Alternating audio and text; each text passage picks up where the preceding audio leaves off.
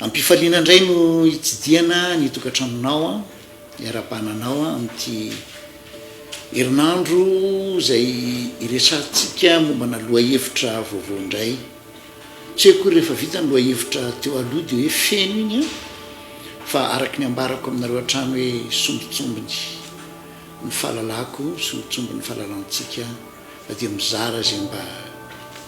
kely ananana ny tena fa rehefa raisina tarafiny fanay masina le izy a de mitondra fiainana be dia be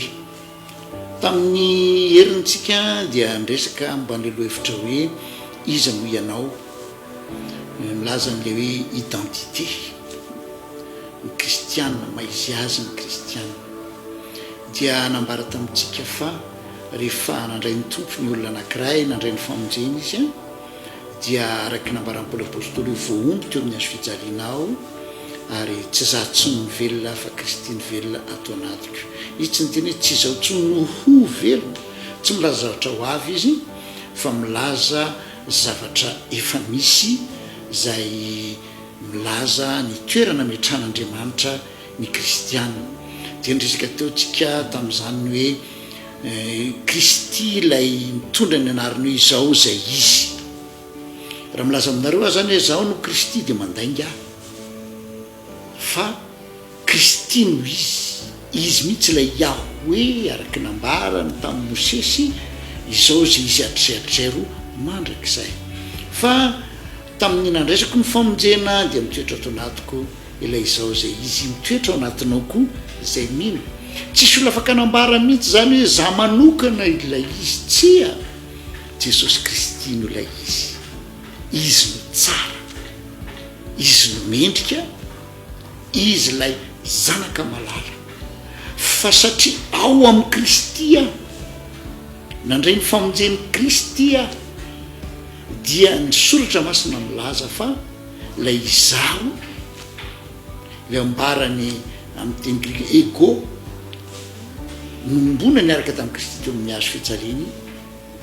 niara-maty taminy niarana levina taminy ary niarana tsangana taminy kosa lay olom-baovao ary ny olom-baovao iny no maizy an'iny dia Jesosy Kristy ilay izao zay izy tahaka ny hoe sarotra le izy raha raisina amin'ny fomba fijerintsika matetika dia mibano amintsika le fomba fijery tandrefana hoe tsy maintsy voafaritra ohatr'izao voafaritra ohatr'izao voafaritra ohatr'izao le atsondrareo hoe raisonnement carré fa tsy zay le izy tsy hoe fomba fijery tatsinanana koa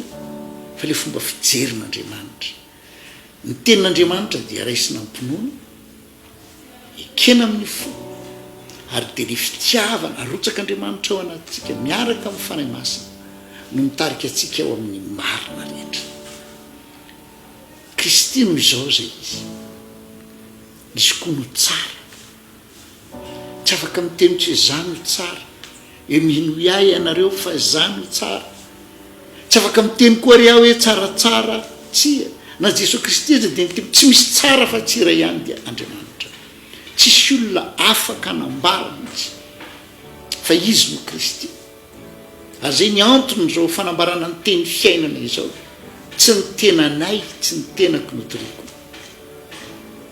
za de voavidy tamin'ny rany Jesosy Kristy velona ho an'ny Kristy ary maty ho an'ny Kristy za de afaka manambara aminao ianao zay niainoko fa tsy miavaka noho ianao a tsy tsara noho ianao fa za le anisan'lay ambaran'i Jesosy Kristy hoe zay mino any asa ataoko no atonoko ary anao asa lehibe no zany izy satria za mankany amiray za koa de anisan'ny mpanefa iraka ihany a tsy tompony ihany fa mpindra iraka ihany anambara ny filazantsara ary tsy ala filazantsara fa Jesosy Kristy mihitsy no filazantsara nomena le fiainana de zay ananako ihany ny afaka zaraiko le teny fiainana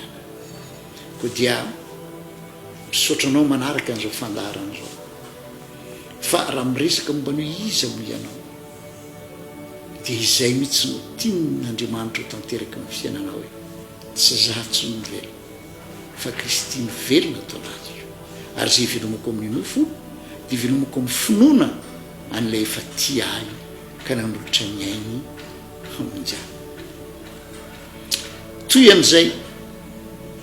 loha hevitra zay a dia resaka tsika androany amin'ny hoe inona ary no voafaritra ho anjaranao vokatra zay mahay anao anao zay mpandovy ianao isika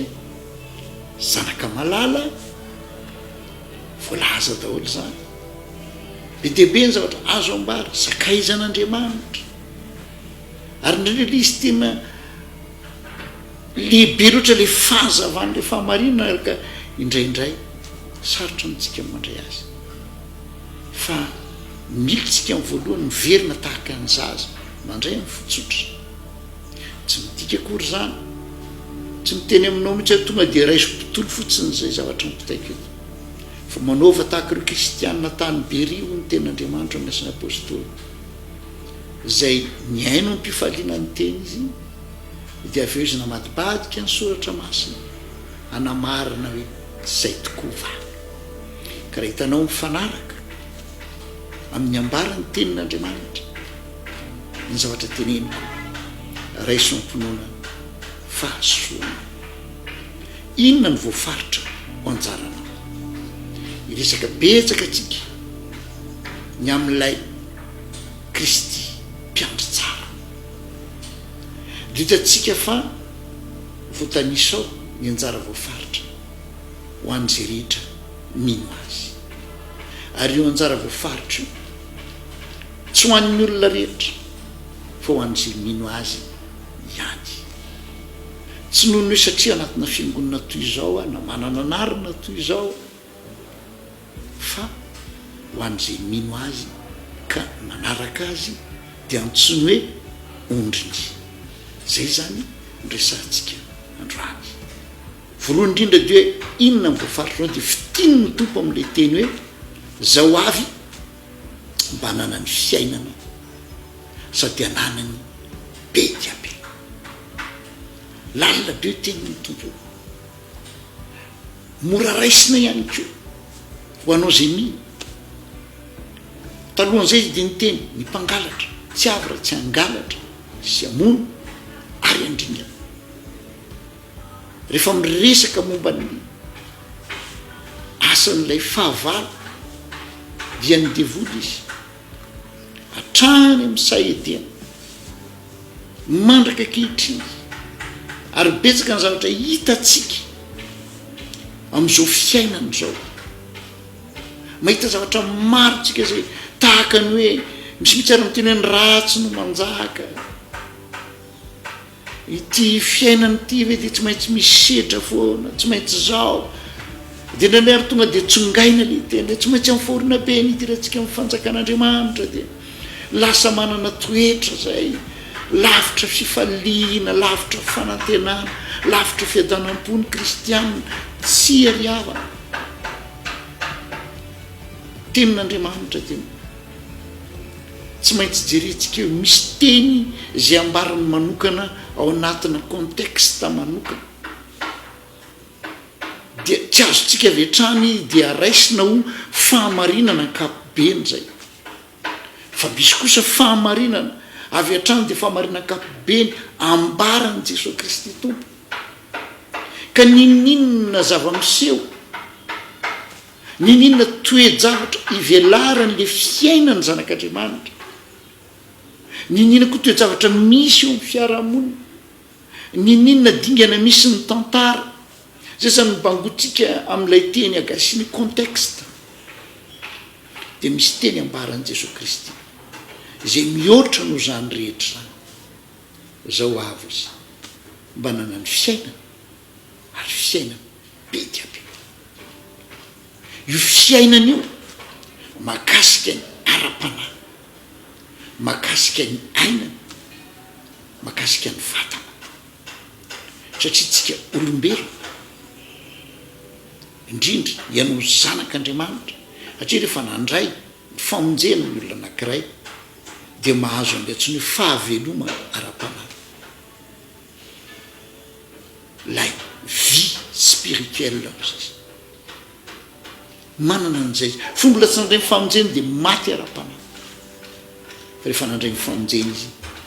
men'andriamanitra azy mifanahy masina fanahyinaina fanahy mahavelona manomboka eo izy manana n'le fiainana avy amin'andriamanitra iny ny ahafahany mifandray amin'andriamanitra ary iny tsy tian'andriamanitra io fiainana mitsolopolopy akory fa tena fiainana be dia be satria le tompony aina no mitoetra ho ao ka dia ambarako aminao sitrak'andriamanitra mihitsy ianao hiditra amin'ny anjaranao fa Jesosy Kristy manome anao fiainana ary romeny be dia be zany miara-panahy eo amin'le maianao anao koa miara-tsaina amin'ny lafiny maro mihitsy io ny hery endrika be dehibe io fiainana be dehibe io tsy resaka arabolona loatra tsy resaka hoe manana an'izao na manana an'izao omeny koa zany zay le ome anampony anareo ny zavatra rehetra fa ny amaranako ny androany aloha azavarena mibanja ny mpangalatra tsiavy raha tsy angalatra samono ary andringana fa iresaka momba ny anjaranao isika amin'ny herinandro ity dia ho raisinao ny anjaranao dia le nomeny Jesosy Kristy tompo fiainana sady fiainana be dia be dia mirary soanao anaraka an'izany amin'ny herinandro ity ary dia tena handray be dehibe an'izany tokoa ianao ary anampiny ny tompo anao le zavatra materialy sy tena iriny ny fonao amen.